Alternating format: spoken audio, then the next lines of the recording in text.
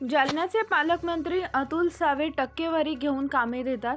अजित पवार गटाच्या महिला जिल्हाध्यक्षा वंदना खांडेभराड यांचा आरोप. जालन्याचे पालकमंत्री अतुल सावे टक्केवारी घेतल्याशिवाय काम देत नाहीत असा आरोप अजित पवार गटाच्या महिला जिल्हाध्यक्षा वंदना खांडेभराड यांनी केलाय.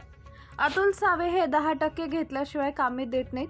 महायुतीत असून देखील आम्हाला कामे मिळत नाहीत.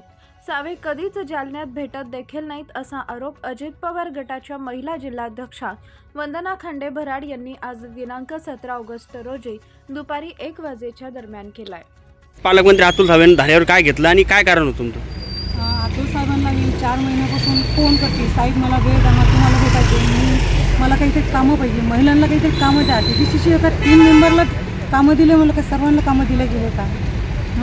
त्यांना कामं मागितलं, त्यांचे आम्हाला कामं आली नाही. आणि यांना आम्ही वेळ मागतो. त्या दिवशी 15 ऑगस्ट इथून गेले ते म्हणे संभाजीनगरला त्यांच्या दोन्ही ऑफिसला गेलं तर ते नाही तिथं.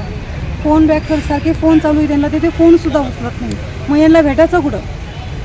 इथं नाही तिथं नाही, त्यांच्या ऑफिसला नाही, कुठंच भेट देत नाही. मग आता इथं आम्ही त्यांना का टोलय? मग तर इथं बोलू नका म्हणलं. मग कुठं बोलायचं कुठं यांना?